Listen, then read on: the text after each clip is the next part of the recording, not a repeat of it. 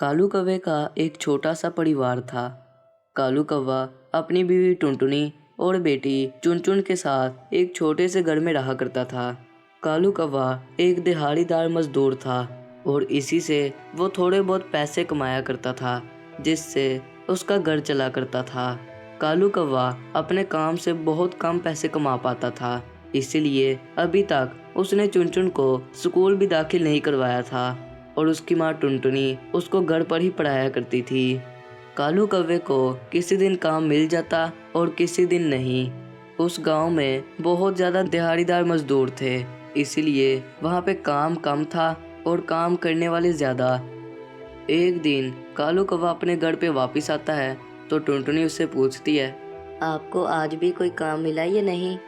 नहीं टुनटुनी, मैंने बहुत कोशिश की लेकिन आज भी मुझे कोई भी कामकाज नहीं मिला। आपको जल्द ही कोई और काम ढूंढना पड़ेगा। अब चुनचुन को स्कूल भी दाखिल करवाना है। मैं कब तक उसे सिर्फ घर पर ही पढ़ाती रहूँगी। मैं तो आपको कहती हूँ कि आप कोई और काम ढूंढ लें। आपके इस काम से तो हमारे घर का खर्चा भी पूरा नहीं होता। लेकिन टुनटुनी, तुम ही बताओ मैं क्या करूं? मुझे इसके अलावा और कोई काम आता भी नहीं है ना। कालू कौवा बहुत ज़्यादा परेशान रहता था। काफ़ी दिनों से उसे कोई काम नहीं मिल रहा था और उसके घर पर खाने के लिए भी कुछ नहीं बचा था। कालू कौवा बहुत सी दुकानों पे जाता है ताकि उसे कुछ ना कुछ कामकाज मिल जाए, लेकिन वहाँ से भी वो निराश होकर वापस आता है। कालू कौवा सोचता है कि मैं किसी से पैसे उधार मांग लेता हूँ। वो अपने दोस्तों के पास जाता है। अरे भाई, मुझे कुछ पैसों की ज़रूरत थी, मैं कुछ ही दिनों में वो वापस कर दूंगा। अरे नहीं भाई, तुझे पता है हर किसी का काम आजकल बहुत ज़्यादा ख़राब चल रहा है और मेरे पास भी इतने पैसे नहीं हैं कि मैं तुम्हें दे दूँ। मुझे माफ़ करना भाई। इसी तरह कालू कौवा अपने एक और दोस्त के पास जाता है, लेकिन वहाँ से भी वो निराश होकर वापस आ जाता है। शाम को जब कालू कौवा घर जाता है तो उसकी बेटी चुनचुन कहती है, पिताजी, आपको याद है ना, आपने मुझे कहा था कि आप मुझे सालगिरह पर एक नई फ्रॉक ला कर देंगे। हाँ बेटा, मुझे अपना वादा याद है, मैं तुम्हें ज़रूर एक नई फ्रॉक ला के दूँगा। बेटी को वादा तो कर दिया, लेकिन यहाँ घर पे खाने के लिए पैसे नहीं हैं, तो मैं इसे फ़्रॉक कहाँ से ला कर दूँगा। मुझे जल्द ही कुछ ना कुछ करना ही पड़ेगा। अगले दिन सुबह सवेरे ही कालू कौवा काम के लिए निकल पड़ता है। वो हर जगह कोशिश करता है, लेकिन आज भी उसे कोई कामकाज नहीं मिल रहा होता और फिर थक हार के वो एक दरख्त के पास जाकर बैठ जाता है। चुनचुन का जन्मदिन अब बहुत ज़्यादा करीब आ गया है और मुझे तो कोई काम मिल ही नहीं रहा। मुझे जल्द ही कुछ ना कुछ तो करना ही पड़ेगा। मैं नहीं चाहता कि मैं अपना वादा तोड़ूं और चुनचुन को उदास कर दूं। वो बेचारी तो कितनी ज़्यादा खुश है अपनी नई फ्रॉक के लिए। बस अब बहुत हुआ, मैं अपनी बेटी को नई फ्रॉक ला कर ही दूंगा, चाहे इसके लिए मुझे चोरी ही क्यों ना करनी पड़े।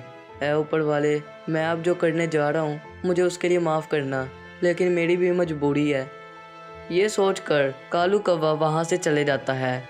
वो गांव से बहुत ज़्यादा दूर जाता है, जहाँ उसे एक बहुत ज़्यादा आलीशान घर नज़र आता है।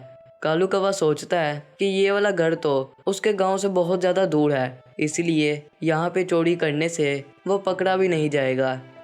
कालू कौवा खिड़की से उस घर में जाता है और अच्छी तरह देखने से उसे पता चलता है कि घर में कोई भी नहीं है। कालू कौवा कमरे में जाता है तो वहाँ मेज़ पर बहुत ज़्यादा पैसे पड़े होते हैं। कालू कौवा जल्दी से वो पैसे उठाता है और उस घर से बाहर निकल जाता है। तभी घर में से आवाज़ आती है, बचाओ, बचाओ मुझे, मुझे बचाओ। पहले तो कालू कौवा ये आवाज़ सुन के डर जाता है।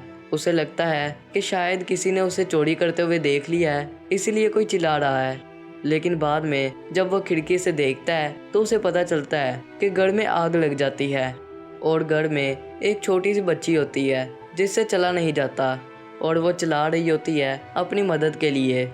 मुझे बचाओ, यहाँ पे आग लग गई है, मुझे बचाओ। उस बच्ची के माँ बाप अभी बाहर गए हुए थे। उस घर में वो बच्ची और घर का नौकर था।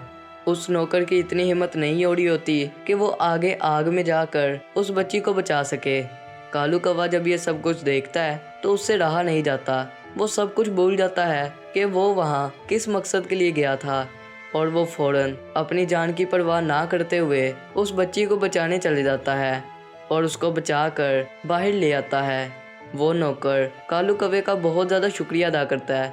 अच्छा हुआ भाई कि तुम आ गए और तुमने इस छोटी बच्ची को बचा लिया। इस बेचारी से तो चला भी नहीं जाता और मेरी हिम्मत नहीं हो रही थी कि मैं आग में जाकर इसे बचाऊं। अभी तुम यहीं पे रुको, मैं इस बच्ची के माँ बाप को बुलाता हूँ। उस बच्ची के माँ बाप घर पे आते हैं और जब उनको इस सारी बात का पता चलता है तो वो कालू कौवे का बहुत ज़्यादा शुक्रिया अदा करते हैं। भाई साहब, आपका बहुत बहुत ज़्यादा शुक्रिया। अगर आज आप ना होते तो मेरी बेटी तो, लेकिन खैर, आपका जितना शुक्रिया अदा किया जाए उतना कम है। कालू कौवा बहुत ज़्यादा शर्मिंदा होता है और वो वहाँ चुपचाप खड़ा रहता है।